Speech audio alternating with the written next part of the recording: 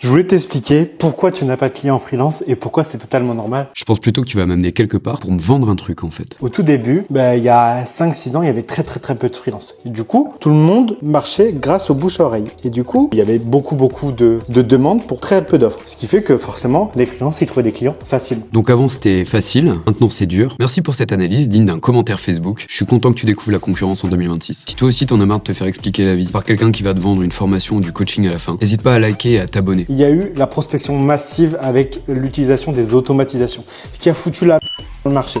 La prospection de masse n'a pas foutu la...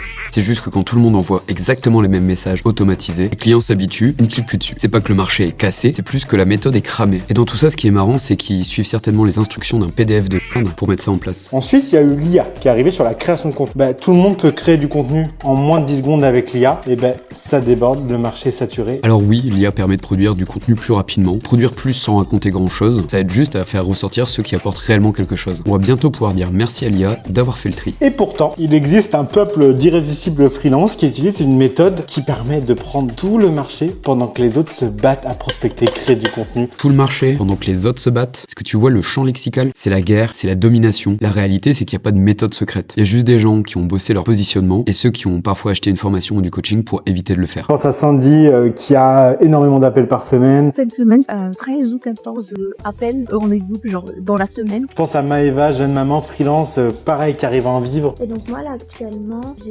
doublé voire triplé mon chiffre d'affaires.